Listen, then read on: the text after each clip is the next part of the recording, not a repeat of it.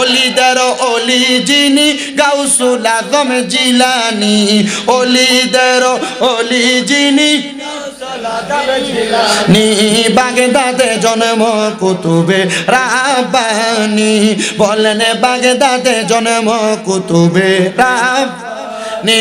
হাইরে বংশ তোমার হাসান হুসাইনি, তুমি কইলা মা ফাতেমার নয়নের মনি, বলেন বংশ তোমার হাসান।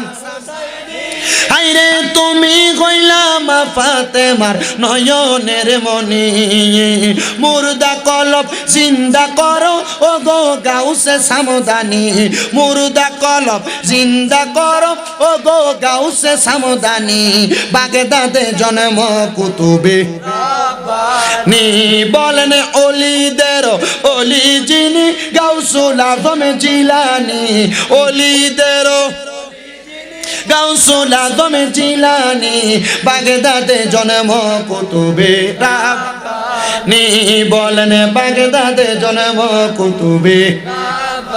তোমার কাঁধে নবীজির কদম, সব অলিদের কাঁধে তুমি গাউসের কদম, বলেন তোমার কাঁধে নবীজির কদম, সব অলিদের কাঁধে তুমি গাউসের কদম। দয়ার নজর করো আমায় ও গো গাউসে সামদানি, দয়ার নজর করো আমায় ও গো গাউসে সামদানি, বাগদাদে জন্ম কুতুবে রাব্বানি, বলেন বাগদাদে জন্ম কুতুবে রাব্বানি। এ মুসলমান ইমানদারেরা, এবার আল্লাহর বান্দাটা গাউসে পাকরে কয় হুজুর নেন মাল সামান গুলা, এগুলা আমার দরকার নাই, কয় মাল সামান আমার দিও না, সবগুলো তো তোমার পাওয়া অর্জন, এগুলা তুমি যা ইচ্ছা তা করো।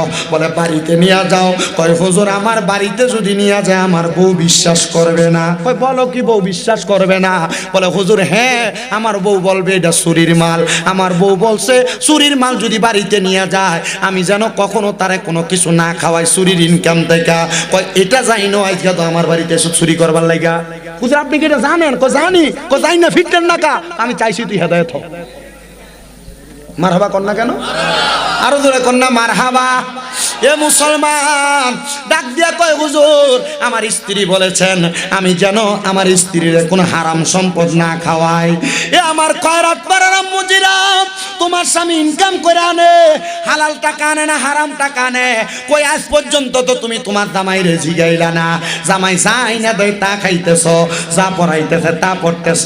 মা বোন তোমার কাছে আবদার, হারাম টাকার ইনকাম খাই ইবাদত করলে তো ইবাদত কবুল হয় না। মা গো মা, এই জন্য স্বামীটারে বইল হালাল পথে যেন ইনকাম করে।